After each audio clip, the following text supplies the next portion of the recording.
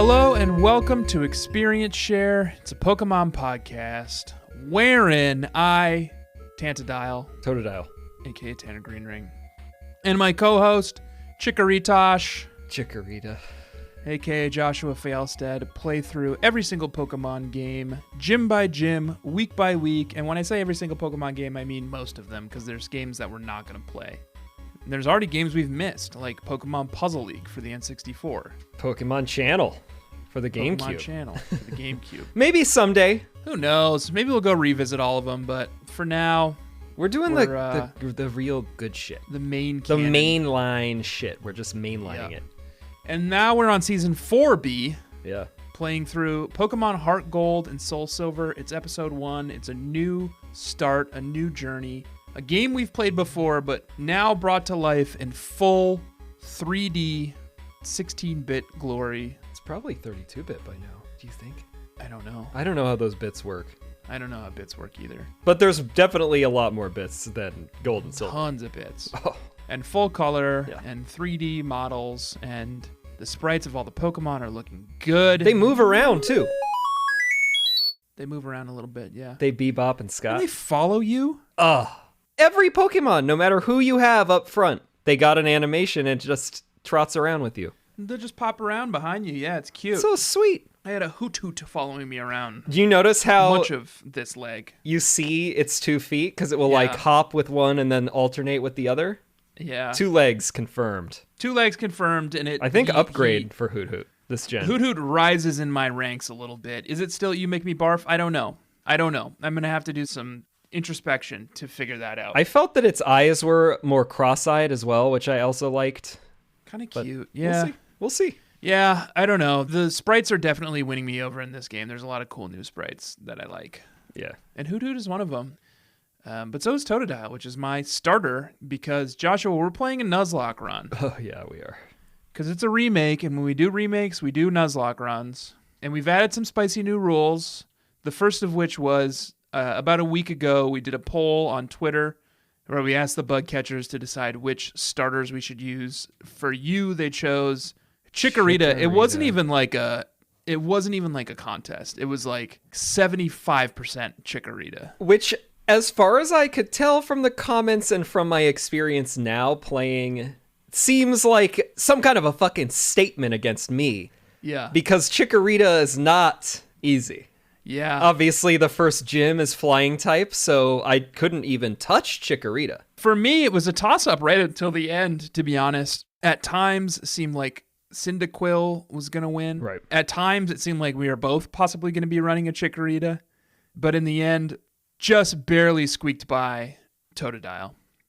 So that was rule number 1. Should we just go through all the Nuzlocke rules? Yeah, I think we could kind of cruise through like the main ones. Not a lot of the core rules have changed from last time. Yeah, we really only have like one significant change and then one minor change, I think. Core rule number 1 is that when a Pokemon faints, it's dead and you have to release it as soon as you're able to, except if it's a shiny. Yeah, we added Shinies that. can go into the box. Yeah. We've still never seen a shiny in all of these hundreds it's of like a hours 1 in 8,000 of playing chance. this and recording. Yeah. But we had bug catchers who requested it last time, and it's mostly for all of you. If you catch a shiny, then sure, it's fine. But I don't think we're going to see it. Maybe this is the game. Core rule number 2, you can only catch the first Pokemon you encounter in each area.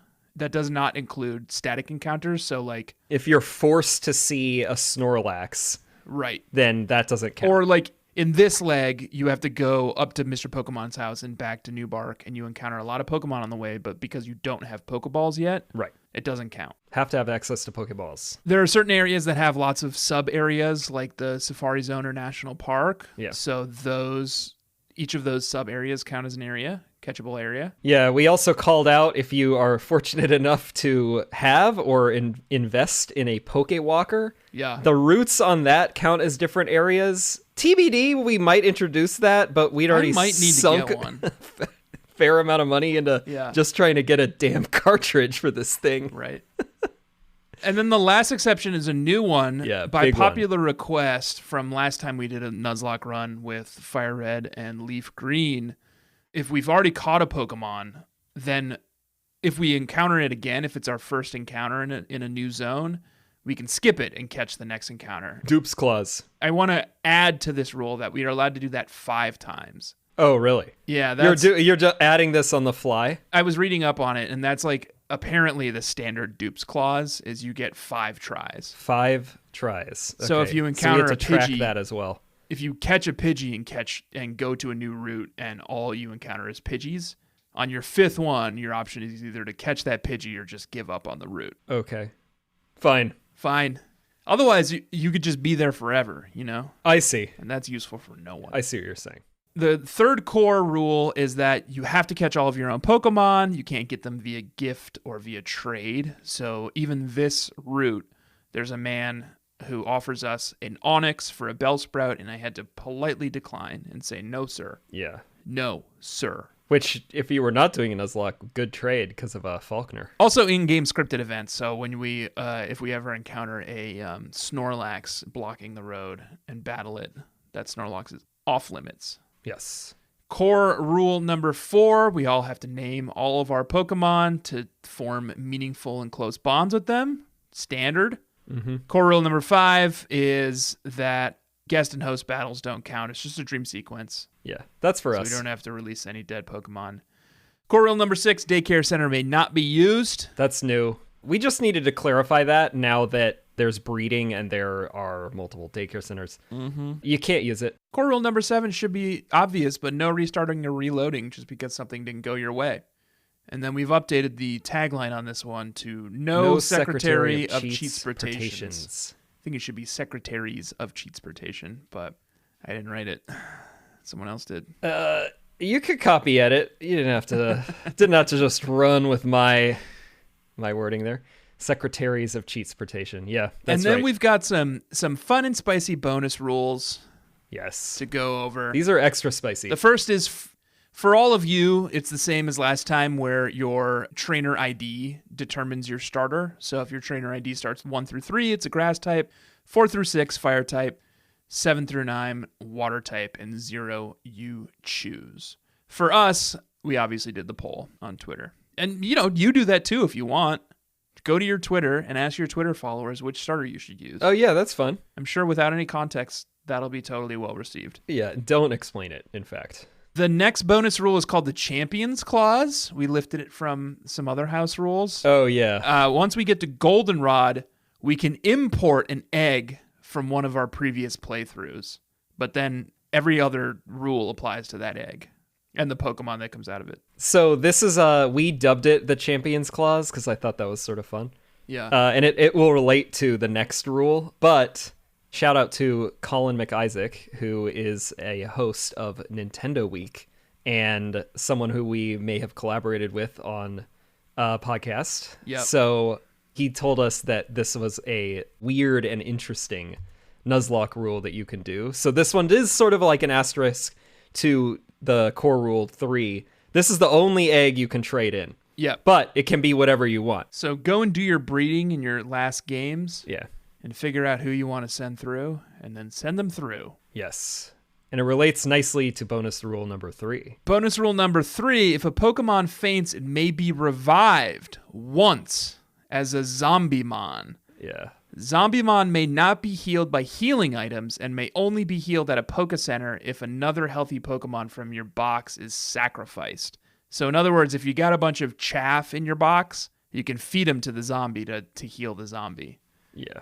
But once that zombie's dead, it's dead. And of course, ghost Pokemon cannot be zombies. Right. I mean, how That doesn't make any sense. think about it, like how could they be resurrected? So that one's going to be interesting. If we got a hero on our team, we can bring him back, but we do have to give something up. Yeah, and it seems like more of a mid to late game thing, especially with the dupes clause eventually being depleted. So you could end up with a bunch of like Pidgeys and Rattatas and shit, and then just be like, fine, I'm just going to sacrifice them. Yep. It really incentivizes making sure you catch a Pokemon on every single route. Because I remember last time we did a Nuzlocke, there were whole routes that we would sometimes skip because it's like, well, I don't need another fucking Pidgey. Yeah. And also there were a couple where I accidentally killed the wild Pokemon and then I couldn't catch them. You have to be more careful this time. You need meat for your zombie boys. Yeah, you gotta have a store of a cache of Pokemon. Bonus rule number 4 is already proving to be absolutely brutal. Yeah. And we may have to cut it. It's bad. But bonus rule number 4 is you can only level your Pokemon up to the level of the next gym leader's highest level Pokemon. So this week we took on Faulkner. Faulkner had a level 13 Pidgeotto. Yeah, this is a problem for me. And this was a brutal roll, and we might have to get rid of it. We did this adjustment because bug catchers who played along or listened along in season 3 when we played Fire Red Leaf Green, this was in lieu of the rule where you could only bring into a gym battle, a boss battle, as many Pokemon as they had, because we thought that sucked. Yeah. And then we thought this will be fine, and This sucks even more. this is probably quickly going to be a problem. Yeah. Bonus rule number 5 is gyms are checkpoints. If we white out after a gym, we can go back to that gym, release all the Pokemon we caught in the interim, and restart as though nothing ever happened. Yeah. And that's just because, like, we have a podcast to make. Yep. So we can't, like, reasonably restart the entire game. You can. Yeah, you can if you want, But we shan't. We can't live like that. And then bonus rule number 6 is the HM rule, which is that if we have a Pokemon that can learn an HM, we have to teach it to it. But if we don't, we can go back and catch a Pokemon in an old route where we already caught a Pokemon just to teach it HMs. Yeah. And that's it. That's the rules of this Nuzlocke run. Joshy, Yeah, I'm into it. it's going to be a journey. A little scary because HeartGold, SoulSilver is 16 gyms, so we're going to be doing this for a long time. Yep. Lots of chaff for the grinder. Yeah. There's a YouTube channel that I found the other night when I was a little tipsy. Uh-huh. Been Called there. Ordinary Sausage, where a guy... The nice part is that each of the videos is only like 2 minutes long, but this guy will grind anything you suggest in a meat grinder and pack it into a sausage casing and cook it up and eat the sausage. Jesus. And It's like that is what my Pokemon team is going to be like this season. like an even more deranged version of that. Like, what was it? Fucking like CNET or something weird series where it was Will It Blend? Will it blend? Yeah. And they just take like the newest hot gadget and throw it in a blender and like yeah. see what happened. It'll blend. That's This even guy will more pack. fucked This guy will up. pack whatever into a sausage casing and eat it. So does it have to be a food type, or it could just be? Yeah, it has to be a food type because he has to Okay. eat it. Okay. But like, for instance, he did. I saw one the other day where he did water sausage. I saw one where he did sausage casing sausage, where he just packed a bunch of other sausage casings into a sausage casing and Seems cooked fine. it up and ate it. But then he'll do like filet mignon. You know, Sure. he'll do like Kobe beef. So it's a real toss up. Interesting. Anyway, check that out. He's funny.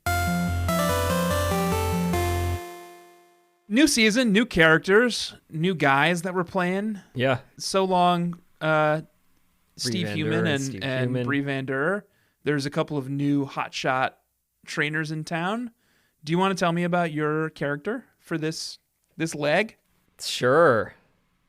So my character this leg is a young, malleable child from, New Barktown. Your regular kind of kid. Okay. Little nerdy, trying to figure out his way in life, what his calling will be. Sure. He came across this sort of he was out over at like a Pokemon Mart, and he saw something it looked like a little spicy, like, the cover's a little like obscured by another cover, and he saw a couple of like ears popping up Okay. over the other cover, and he grabbed it. He was intrigued by the ears. He sees the cover, and it's got a giant Lopunny on it. Okay. And then it said, exclusive interview, T Green Ring and Steve Human right on there. Okay. And he wanted to get to the bottom of what was so alluring about this Lopunny on here. And what he found was an interview with a character named Steve Human Yeah, I know him. over in Sinnoh. And this guy, Steve Human, was just talking about this kind of wild stuff that he'd been getting into in his adventures over in Sinnoh, He's like kind of a party guy, right? hanging out with a bunch of friends, Yeah. getting into trouble, drinking a lot, Road trip. finding wives, kids, like along the way, like falling in Yeah, love. yeah. Settling down. It's sort of this beautiful story, and Stanner decided that maybe what he should do is follow in the footsteps of Steve Human, Stan Steve Human, and go and set out on his own journey, find some buds Yeah. out in Johto and do the same thing and go find some trouble out there. Where's the Lopunny come in? Well, like I said, there was a T green ring was mentioned in this You as well. say T green ring as though you're obscuring my name, but since my last name is made up and only belongs to 3 people in the world, me, my wife, and my son, Yeah. it's pretty clear who T green ring is. So yeah, there was another article that was an interview. It was kind of like way in the back of the magazine, and it was about this relationship that this T green ring has with his Lopunny. Consensual? Yeah. Okay. Yeah. That's good. The Lopunny is... You've never seen a Lopunny that's treated better than this. So Stanner is Steve Human's biggest fan? Yeah, Stanner is a trainer type. It's a Stanner. It's someone who stands. It's someone who stands. Yeah, Stanner. I mean, that's not to say, like, he read that article about T Green Ring as well, and, like, unlock some feelings within him. Unlock some interest within him. Yeah, and he takes that magazine everywhere he goes. Yeah. Yeah. Okay. And okay, good. Makes sense. That'll sort of inform some of the names of the Pokemon. Yeah.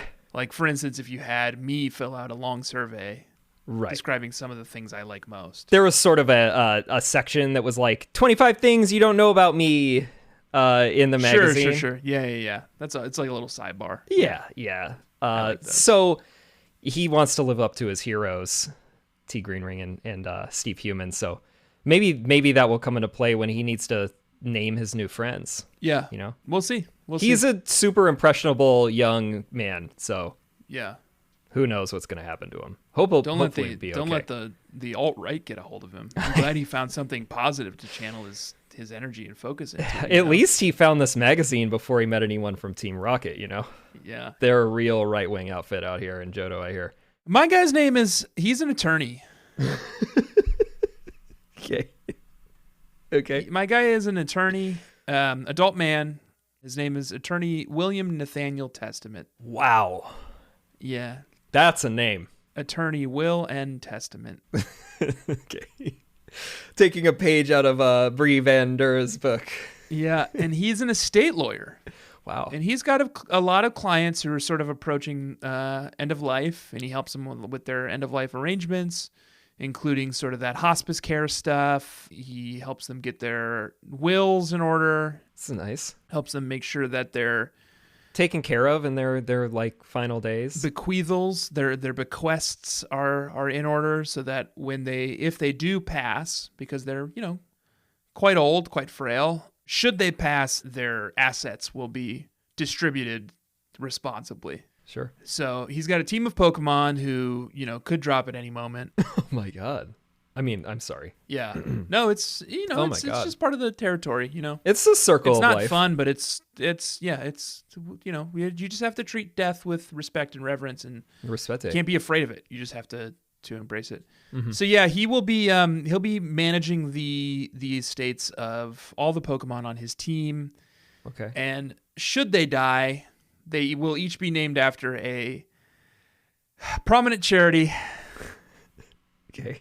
So are these like rich people's Pokemon? Where did the Pokemon get their assets? Yeah, no, they're rich. They're elderly people's Pokemon. Okay. And when the people die, he sort of inherits them. All right. And these Pokemon are all named after prominent charities. And I can't believe I'm doing this. Yeah. Should any of my Pokemon die, okay, I will donate money. Oh my god. To the charity that it's named after. Wow. I don't know why I decided to do this.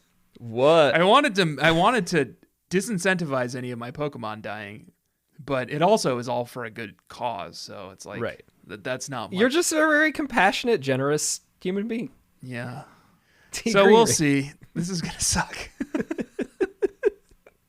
Could add up by I the haven't end. decided whether or not how much I'm donating yet. It'll kind of depend. Maybe on it should how be what their level is. Some personal issues shake out in the near future. I was like, maybe it'll be their Pokemon number, and it's like, nope, that's a bad idea. You could do it by their level that they might just be like expire at.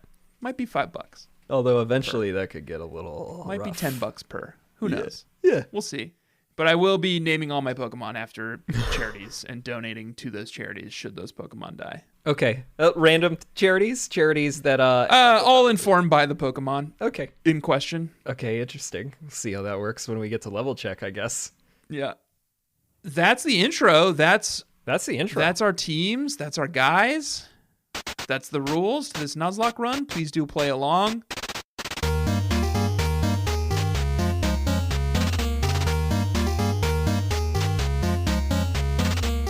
We find ourselves in New Barktown, a familiar sight.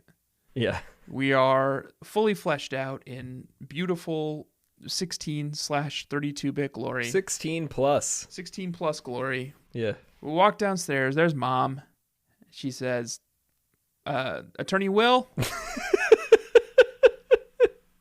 You're just back home. You just graduated. You just got your degree. You're coming home. Past the bar. Yeah.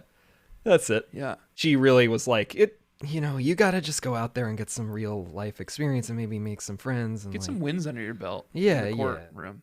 He doesn't do litigation. Oh, he's not a He trial just does lawyer. Estate, yeah. He just does estate stuff. Yeah. So he's not really in the courtroom all that often. He's empathetic, That's why he decided to do this. He realized he had a way with people. And he was like, well, I can deal with a room full of crying people, Yeah. Something I forgot to ask is Stanner identify as male or female? Oh, it's male. Okay, so you encountered Lyra too then. Yeah.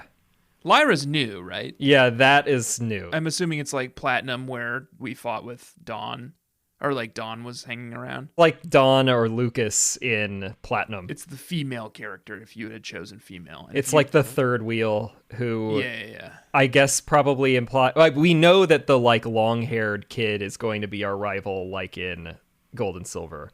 So Lyra is probably a parallel for like Dawn / Brendan. Just someone who like builds you up and like helps you out, but I don't know if we're probably not going to battle them. Right. So Lyra comes and assaults you. I don't know what the male equivalent of Lyra would be. I think it's Ethan. I saw this earlier. Ethan. Okay. Yeah, and this is like someone who Professor Elm originally sends to like do his errand to Mr. Pokemon, I think. Like he's just recruiting the village children to like go out in the woods and meet up with this old man. Yeah, That's his thing. Yeah. Yeah. You encounter her and she ushers you back to Professor Elm's workshop, and there he obviously gives you the choice between Cyndaquil, Totodile, and Chikorita. Obviously you know who we picked, but Yep.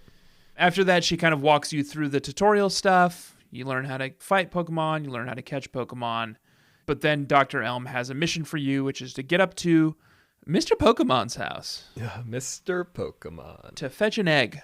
You there, boy. Fetch me the fattest Christmas egg you can find.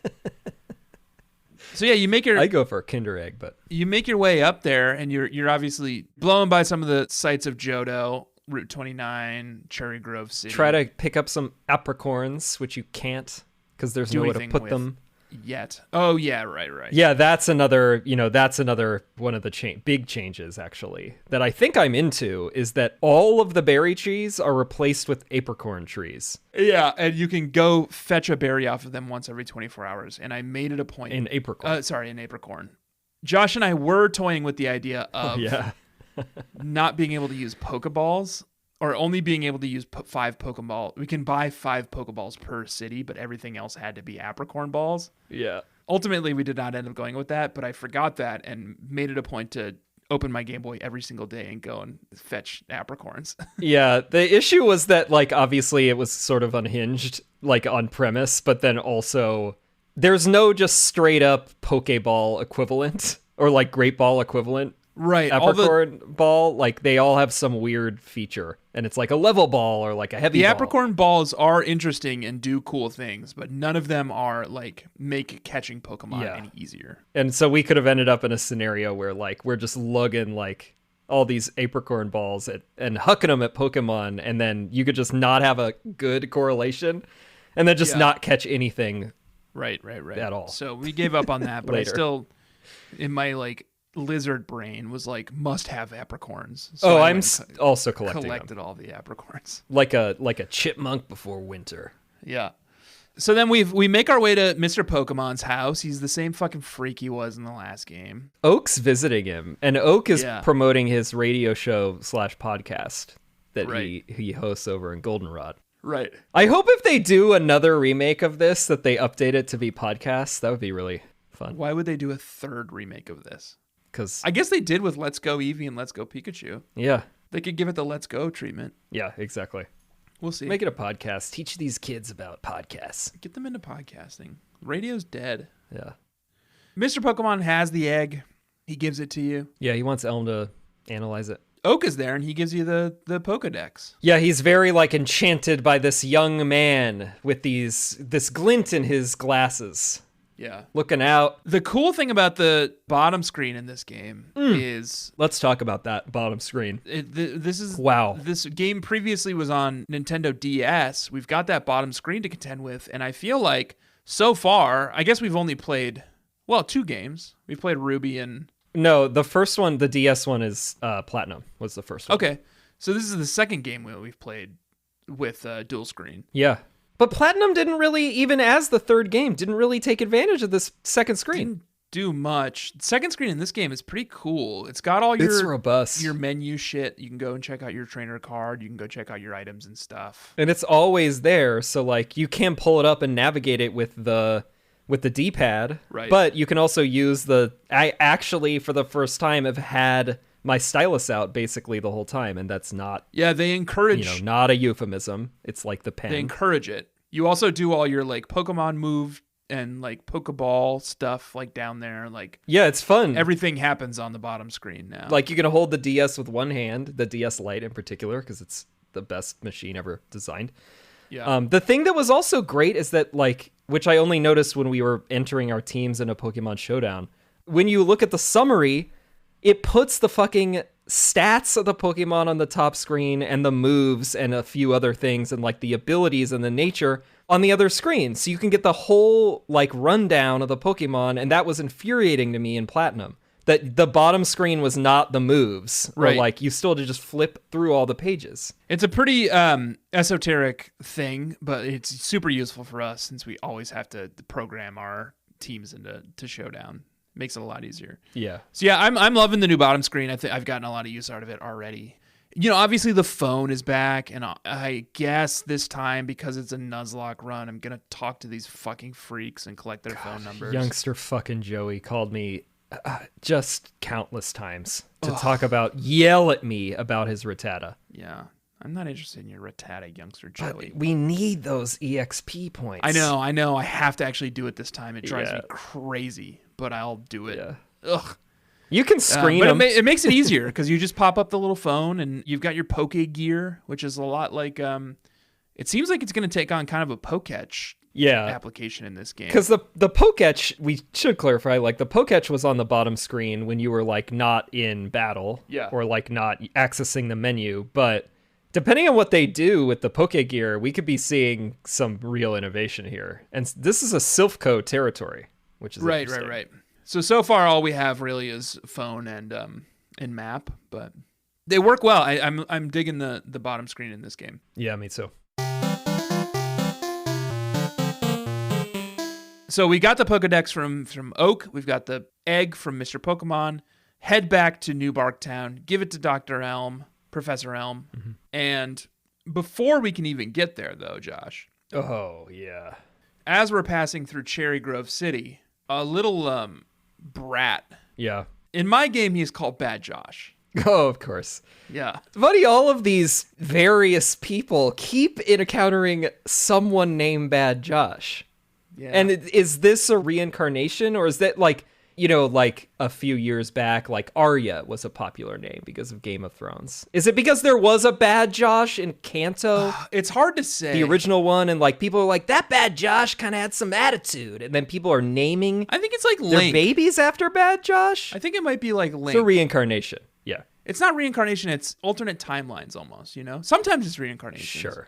But really, it's just like, that's the hero dies timeline. Yeah. So this is just Bad Josh again. That He's reminds back. me, like we haven't heard from Joshua in a while. Is he okay? Probably gonna have to come back sometime.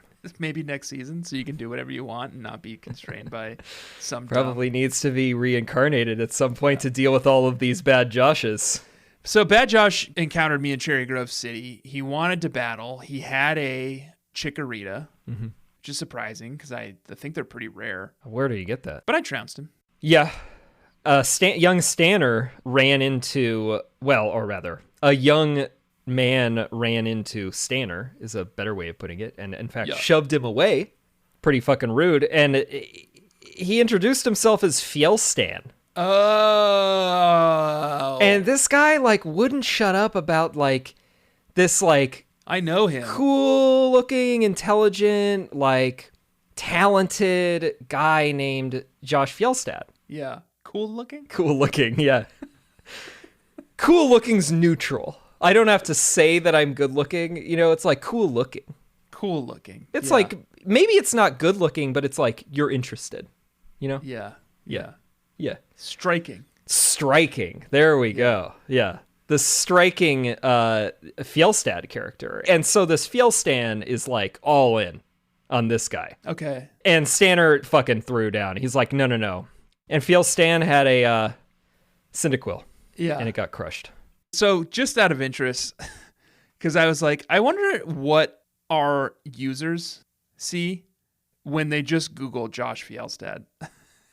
So I Googled you just to see who are they going to see when they do that? There's some other Josh Fjellstad who There's a lot of you recently in here. has made it to top 3, but everything else is me. There's a image of what appears to be a Pokemon porn in the second row of your results. Yeah, it's some article that I made on the website we used to work at. And then there's a lot of politics. Reporting on Pokemon porn, not me. I see old Bernie Sanders here. Good. I see Obama. I see my other podcast that you're not even on.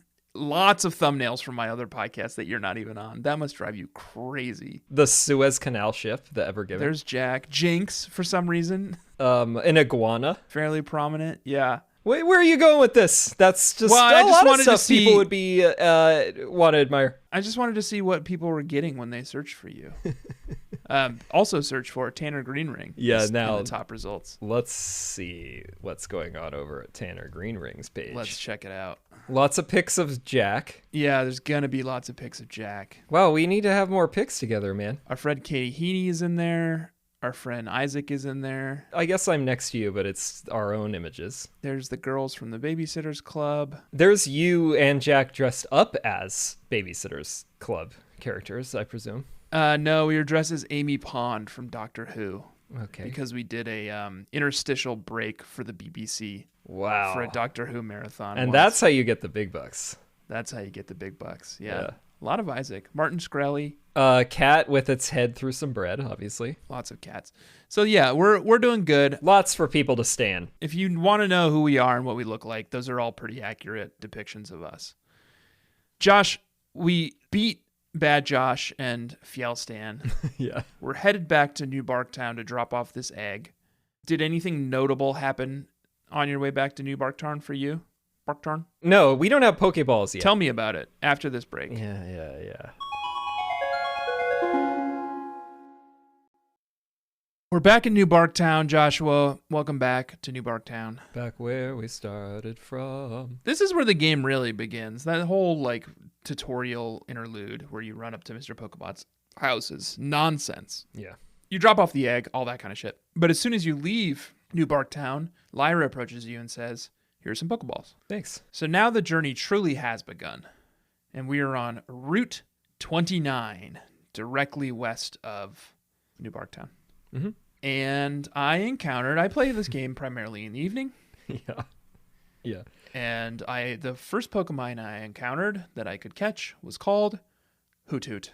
Wow. And I caught it. You won't believe this, but What?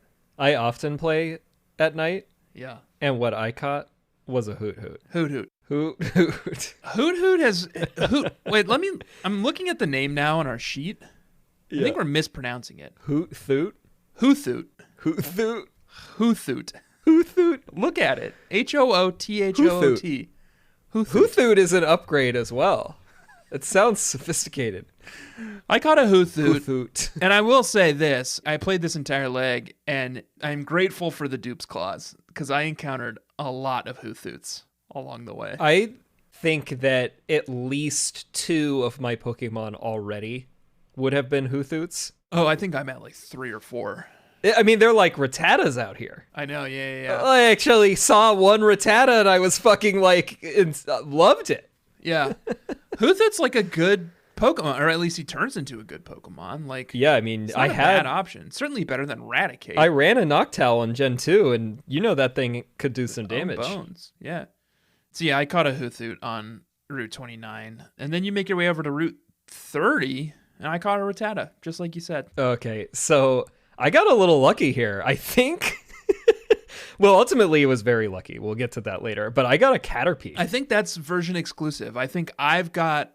oh, you got Weedle? Weedle and Kakunas, and you've got Caterpie and Metapods. Oh, okay, yeah, because I've only seen Metapods and Caterpies, so that is your version exclusive. Not a lot happens on these routes, so we're just kind of going to rattle through them. Although there are some apricorns here. I think there's green, black, and yellows that I've encountered so far, and I'm not sure what those correspond to, but I did keep coming back for more of those tasty little morsels. Yeah. But anyway, I made my way up to Route 31. Route 31's a pretty brief section of game after Cherrygrove City. But there is the entrance to Dark Cave up here, which at this point is not fully accessible or explorable because we don't have Flash. Right. But it's one of the newfangled caves where you've got that halo of light around you, and the halo of light is even better in this game, and I fully think that you could probably make your way through this cave without Flash. I think so. It's also super short from what I remember. Really compelled to. But I spent a long time in here grinding, never needed Flash. So you did it. I didn't step in. I thought about it, and then I was like, well, I don't want to know yet what I might get. Well, so this is one of the areas where there's 2 catchable routes in here. Right. There's the Route 31 entrance, and then there's also something called the Route 45 entrance. Oh, 46. So we do have the potential to come back here yeah. and catch more Pokemon. Yeah, because Dark Cave will like lead out to that. Yeah. And if you recall, and I didn't do this time, in Gen 2, Season 2, I did go into that Route 46 because there's that little like gatehouse that you can go to the foot of it. And that's where I caught that Geodude. Right. I didn't do that this time. I'm warier now because it's a Nuzlocke. Maybe I'm going to need that later. Yeah. So I didn't do it. It's a calculation you have to make. The reason I went in here is because I knew that Faulkner was on the horizon. I know he has flying type, and I was like, maybe I should catch a ground type. Yeah. Is that logical? He's rock. It is effective on ground. Rock. Yeah. He's rock and ground. So I thought I'd go in and catch a Geodude, which I did catch. That was smart. Yeah. Damn. But along the way, I did spend some time battling in there, and along the way, in addition to the Geodude I caught, I fought a bajillion Zubats, and I fought a Pokemon that is exceedingly rare. I only saw one. A disgusting little Pokemon called Dunsparce, who has been my You Make Me Barf Pokemon before, but in full 16-plus bit glory, was just heinous. There's no charm to this thing. It's just gross. Bug catchers, it's just gross. Sound off in the comments if one of you fucking likes this thing. Have we done this before? No, we asked that about that sunflower Pokemon. Sunflora, that's Sunflora. right. Well, Dunsparce, come on. It like opens its gross little The mouth. Sunflora at least has its some gross okay little stats. like toothless mouth. This sucks. It's like what is it? It's like a larva of like on the Bulbapedia page, it's described as land snake Pokemon. Okay. Which I don't understand because all snakes are land snakes, or most of them. You know what's also disgusting? It's got wings. Well, the wings are awful. Yeah. Absolutely awful. But the fact that it doesn't evolve is infuriating because it seems like it should evolve into something like theoretically cool. This should be a Magikarp Phoebus situation. Yeah. It turns into something fucking sick with like giant wings. It turns into nothing. And and we touched on this in the episode with Dr. Lava. You know what's confusing, Josh? Well, look how big it is. The next Pokemon is 207, Gilgar, and it's like clearly Gilgar. Gilgar. Yeah. Like Gilgar is definitely meant to be the Dunsparce evolution. Just make this thing the pre-evolution of fucking Gligar and get it over with. Gilgar. Look at this thing. Gilgar's got a scorpion tail. It's got wings. There's an L. I know. definitely Dunsparce at one point was supposed to evolve into Gilgar, and they didn't do it. That would make it much more acceptable to me. Yeah. I mean, I don't like fucking Gligar either. Yeah, I don't like either of them. I don't like any of it. I think he's gross. He's my You Make Me Barf Pokemon of the week. Do you want to talk about how it's 4'11" as well? I don't. Okay. And you can only find it in dark caves. Imagine that. Walking through a dark cave, you put your hand on something fleshy and it moves and it's huge. It's 4'11". And is it like a cobra where it can like come up like that, or is it just this big fat like it's like a grub digesting like snake? Yeah, grub. Yeah. It's a grub. Oh, I hate this thing. Fuck this. Yeah. The reason why you wanted it was interesting. I sort of did want to catch a Dunsparce because I was reading up on Dunsparce, and apparently it's got a cool ability where it's called Serene Grace, which means that any move how does that does thing, that thing has no grace. No, I know. And it's not serene. No. It's the opposite. It's hellish. It evokes rage. Yeah. But anyways, Dunsparce has this ability called Serene Grace, which is any move that has like a secondary status changing effect. So like Thundershock, which has a chance to paralyze. It doubles that chance. This is pretty great. And because it's normal type, it can learn a billion moves. So the trick with this thing, it doesn't have a lot of hit points. Its stats aren't great, but you can teach it a bunch of these status-changing moves. And using Serene Grace, like, up your chances. And just, like, you want to teach it a move that paralyzes, and you want to teach it a move that causes flinch. And then you just drop paralysis and flinch moves on your opponent, and they're stuck. They can't do anything. Yeah, like, it makes Bite have a fucking 30% chance? That's crazy. Yeah. Of flinching? So I wanted to play with that. That seemed like an interesting thing, but it seemed pretty rare in Dark Cave, so I didn't get my chance. Maybe yet. I'll get it. Yeah. I haven't been in there. I did not go into Dark Cave. Otherwise, Route 31 is a fairly straight shot. I caught a Bellsprout. There's a lot of Bellsprouts in this area. This is when I played at night again. So I got Spinnerack because the Caterpie is a daytime one, and but Spinnerack is nighttime, and I got a Spinnerack. Are you gonna run this Spinnerack? Well, I have to. I guess right now I have to. I ran an Ariados. It's evolved form. Yeah. Way back in the day when I was a kid, and like its stats are not great, but like you get Sludge Bomb. It has a signature move. Spider Web is pretty good. I think it has its place. If I were playing with no restrictions, would I run it? No. But do I think it's sort of interesting if this thing doesn't die, which seems extremely unlikely. Right. Yeah, I think it could be a little interesting, but like... I'm curious to see what you do with it. Its stats are fucking awful. It seems bad.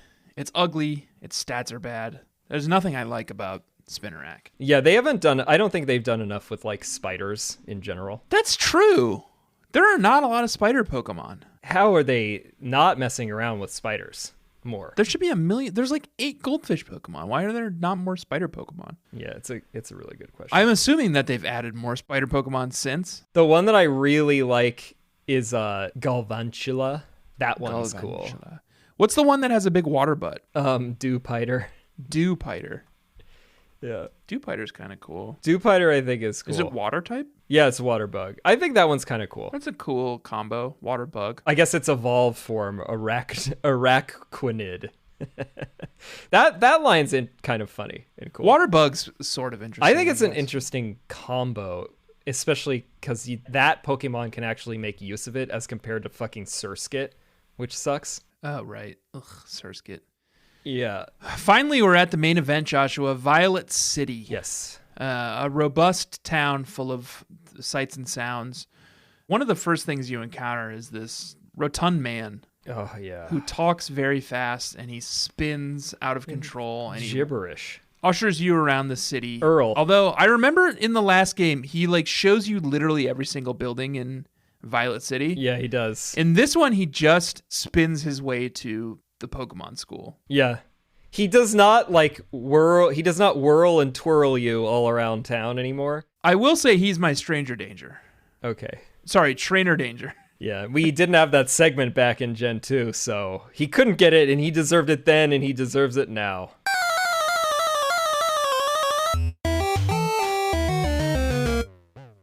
He talks so fast that you can't keep up, and I think that's his shtick. He gets you because you're just like, what? No, what? And then like he gets you to follow him into his little like lair.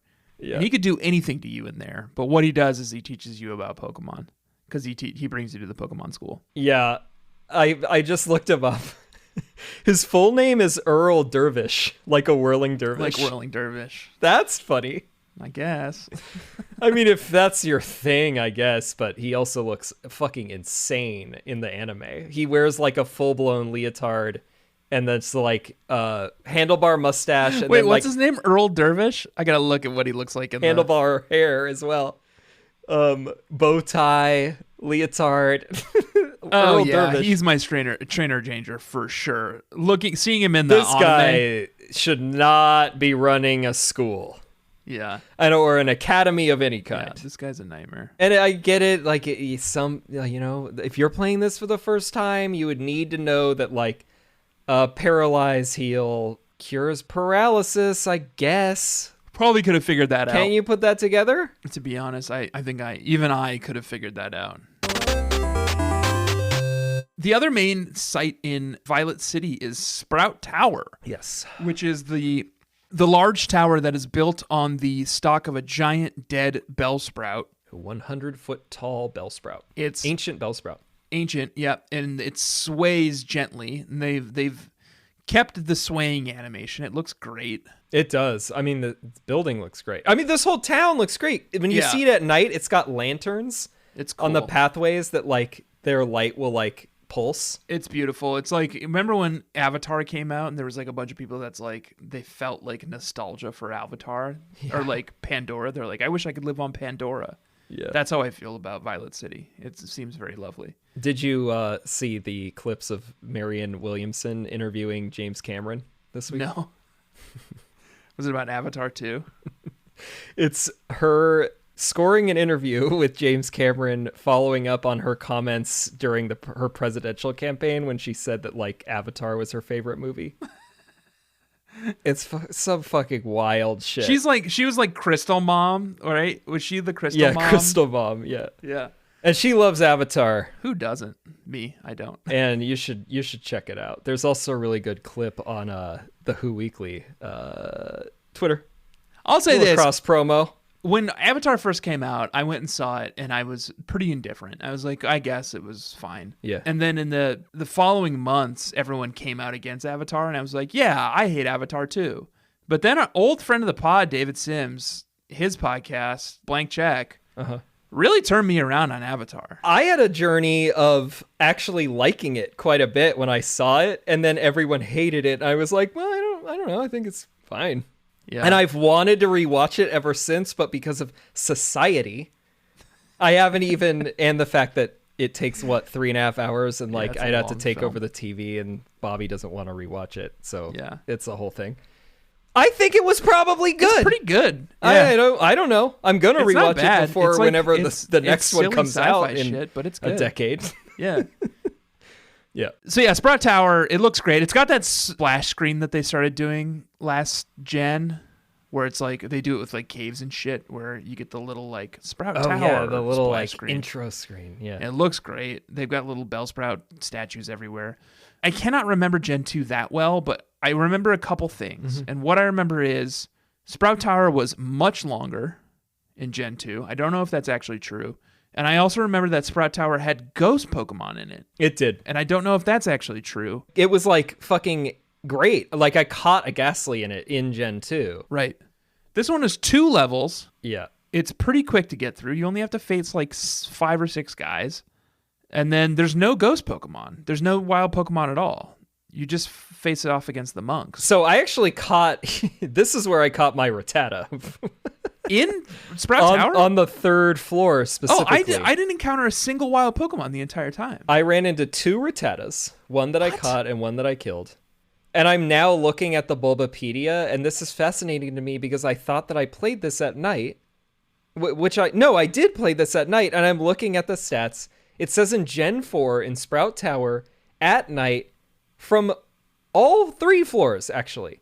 There's an 85% chance that you will get a Ghastly and a 15% chance that you get a Rattata. Why do I get 2 Rattatas?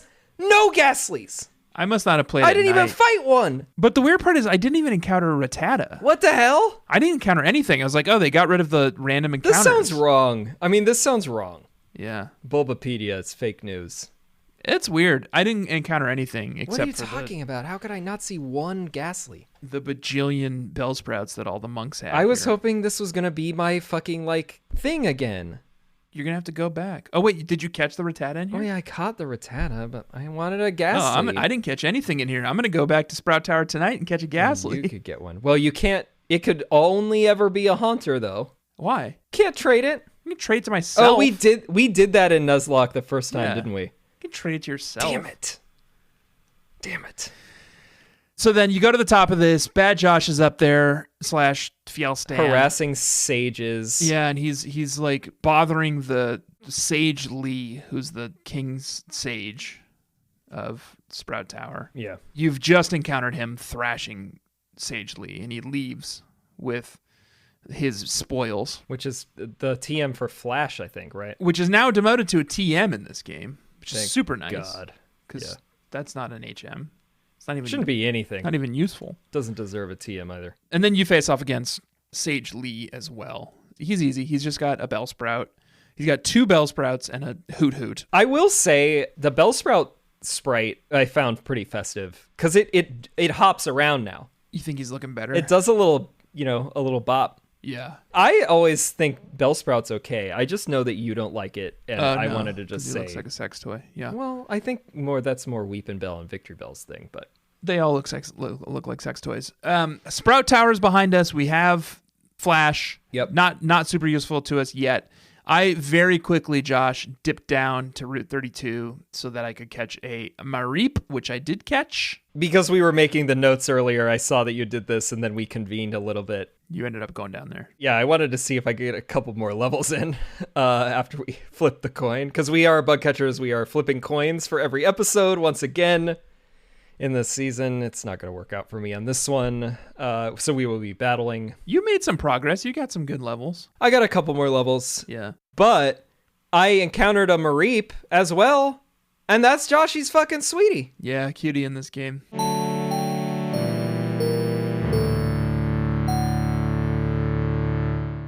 Wow. Always good. But now it like leaps. It kind of leaps back and forth. Yeah, it's cute. It's so jaunty. And super useful for taking on Gym Leader Faulkner. That was really smart of you, yeah. The head of Violet City Gym. Yeah. This gym is super straightforward. You walk in, there's a little platform that takes you to the rafters. It's like Platinum style where they make it really elaborate and you just like step in and it takes you up on this fucking like elevator. Yeah, it's cool. And they've got like remixes of the gym music, and the gym leader music was fucking, I don't know, I thought the whole thing was pretty thrilling. Yeah. It was good.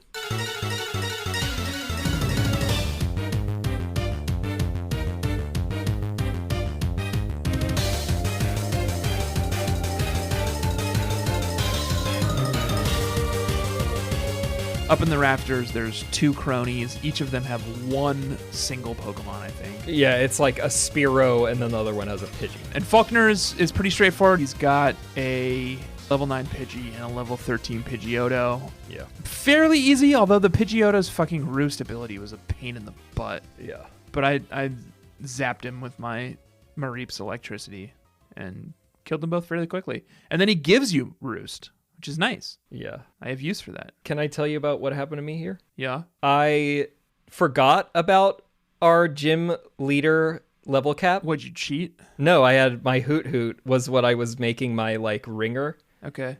Because I can't use my starter. I didn't want to risk like Chikorita dying. Right. To a gust.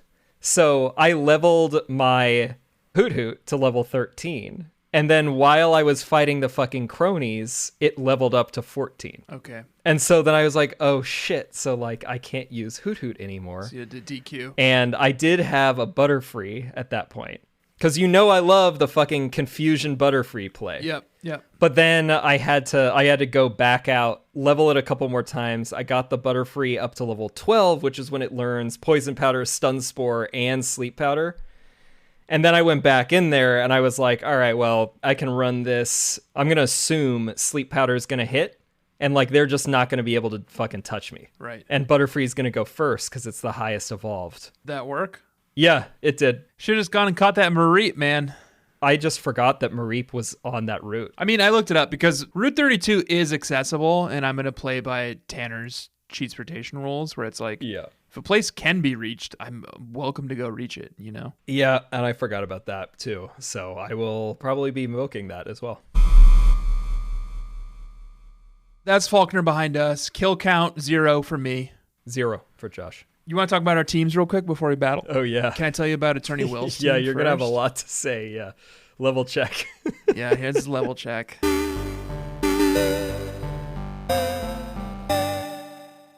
So Attorney Will's team, as described before, are all named after charities. If any of the Pokemon die in my journeys, I will donate to the charity in question. Uh-huh. Mareep, level 13, named Fleecehaven. Okay. Fleecehaven.org. Fleecehaven is currently home to in excess of 120 retired and rescued sheep. Wow. Each and every sheep rescued by Fleecehaven is provided with permanent sanctuary with a guaranteed life of loving care and affection. Beautiful. Totodile, level 12, is named Everglade Fund. Okay. Evergladesfoundation.org. The Everglades Foundation works to protect and restore America's Everglades through science, advocacy, and education. Feel like that's going to involve a lot of seawalls. I don't know if they're doing that, but that's good. Rattata, level 9. Okay. Apopo, apopo.org. Popo.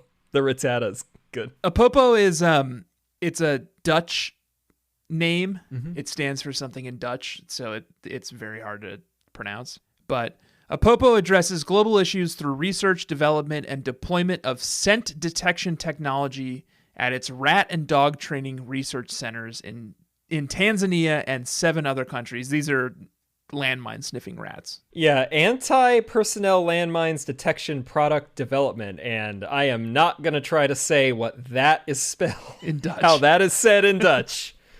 Because it's about 200 characters. Yeah. Bellsprout, level 11. Power of Flower. That's good. POFproject.org. Power of Flowers project shares hope and happiness by providing kind connections to seniors and veterans in care communities. Our dedicated volunteers repurpose donated flowers into bouquets and deliver these gifts to provide an unexpected moment of joy and improve the well-being of vulnerable populations.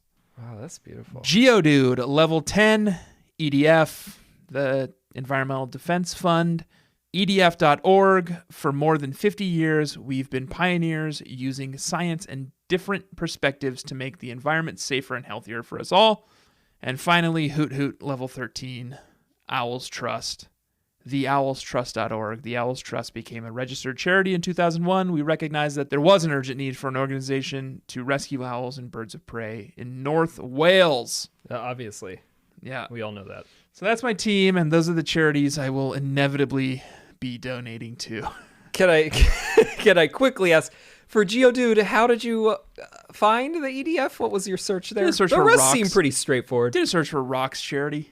Okay. Okay. As the And- rocks need a little help. Found the EDF, yeah.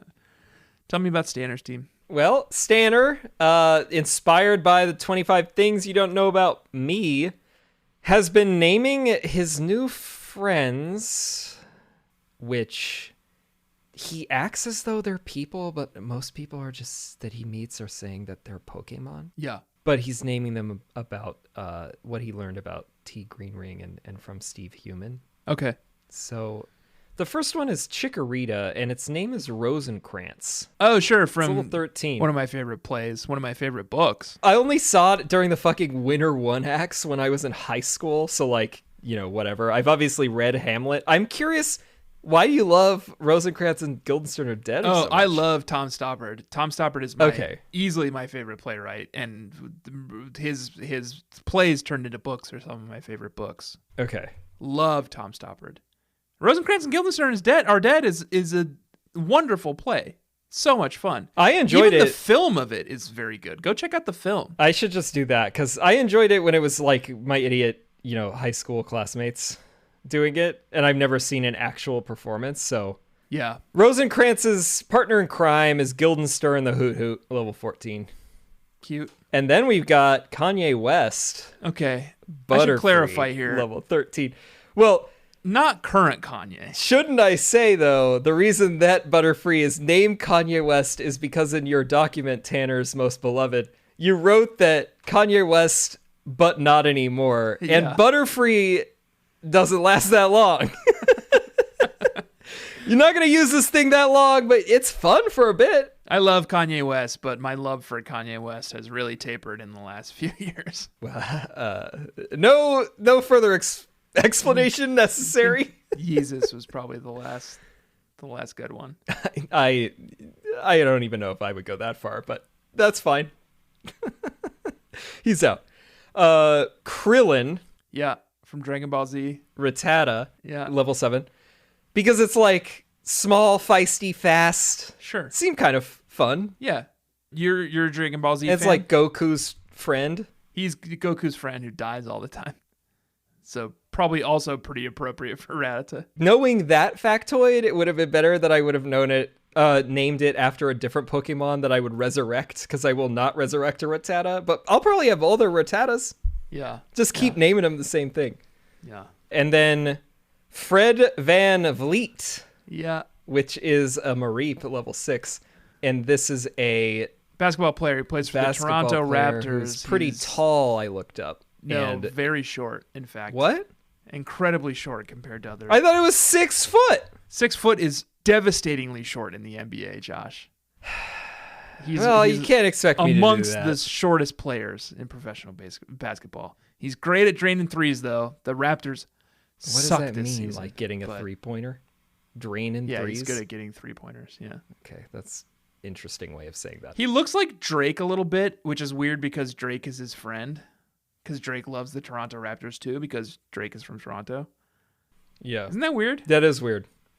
So Mareep, I guess I got that wrong, but it's because Ampharos becomes really tall. And I guess not tall enough. Not tall enough. Fred Van Vliet's very short. Not tall enough. It's like 4 inches shorter than me, Josh. Well, I didn't have time to go through the whole list that you gave me. I looked up like 4 of them, and they were all 6 foot.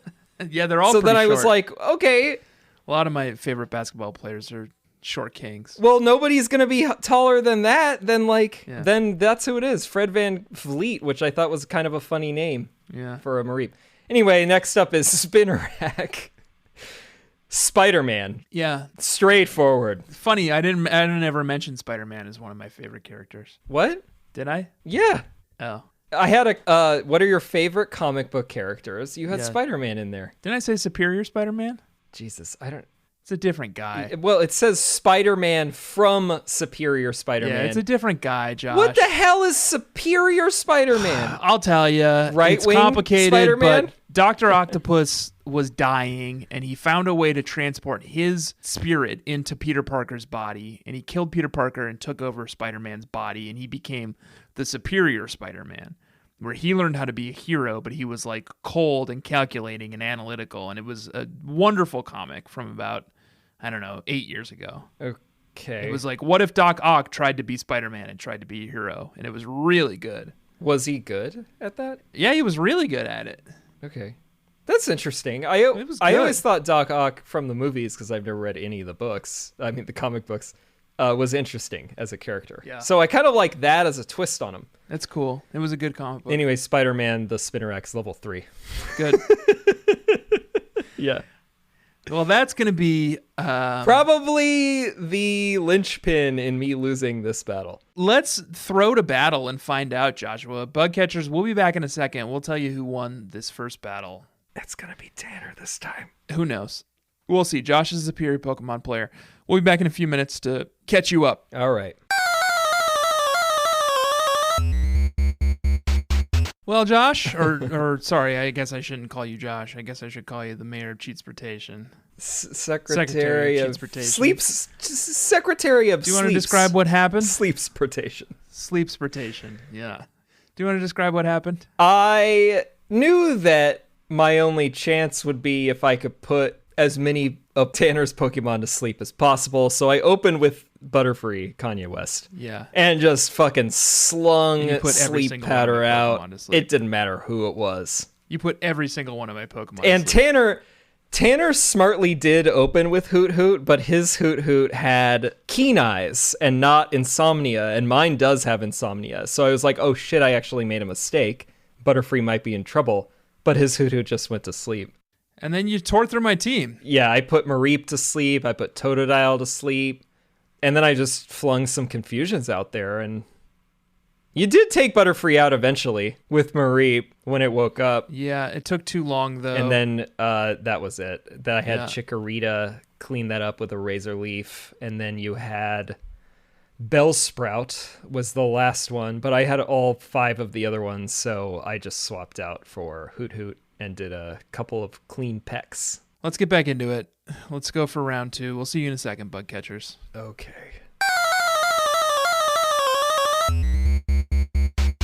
Joshua, you were so convinced you were going to lose, and you beat me handily in both games because of your fucking Caterpie's sleep powder.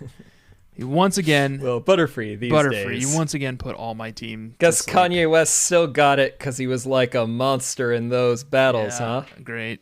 You put me to sleep. You killed all my guys. You put them all to sleep, and then you killed them. It's fucking mercenary. You murked them. I will say I made an offer, and I think it's a respete on both of our sides that I could play with no sleep powder, and Tanner still said, just No, do it. it's fair rules in this game, and someday I'll have Pokemon that have reliable sleep moves, and I'll want to use them, you know? So I did open with Chikorita on this one, but and I beat Chikorita. yeah, you killed him. And then Butterfree came out and put I was everyone like, to well, sleep. it's obviously time to just put Yeah. everyone to sleep. Because I do have a level 3 Spinnerack and a level 6 Mareep and a level 7 Rattata in the back end of the So thing. congratulations. But this is also to say, I want to give a respete to Butterfree. yeah, hell of a run. I feel like Butterfree actually is like, when I think about it, the best, most consistent, like early game Pokemon that I can ever have. Sleep powder's brutal. I mean, so It's gotten me out of so many fucking Yeah. problems in so many games with like, it makes every starter irrelevant because it's like, oh, if you have Charmander in the early games and then Brock is a problem, it's like, no, because I got fucking Butterfree here. right. Or you're in this and it's like, oh, I got Falconer here and I got Chikorita. No, it's fine. I got Butterfree. And I got Tanner here. No, it's not a problem.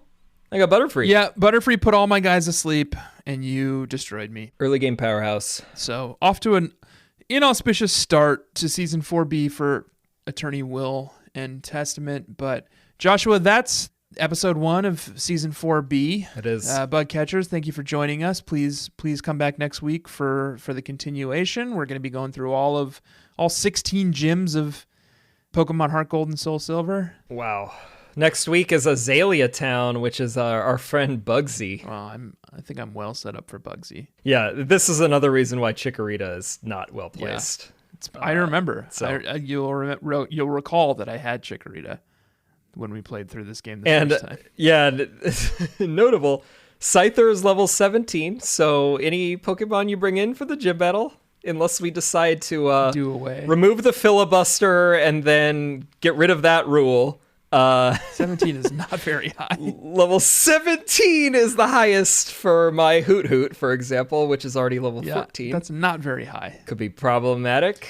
All right, bug catchers, we will see you next week. Please do rate and review the show on Apple Podcasts. It really does help. I know we say that every week, but if you haven't done it yet, take 5 minutes to go and do it. It helps tremendously. And then give us a follow on our social channels at EXPSharePod on Twitter and Instagram. Check out the subreddit, reddit.com/r/bugcatchers, where there are a lot of them playing on Nuzlocke as well, and you can commiserate in the weekly level check threads made by our moderator, Mike Levine. Yes. And compete to be a trainer of the week and trainer of the season, which we recently had. We have a lot of guests planned this season. One of them may be joining us next week, but we are still working through the details. So we may be on our own, or we may have a guest. You'll have to tune in to find out. If we lock it down, you'll hear me saying who that guest is right now. Yes.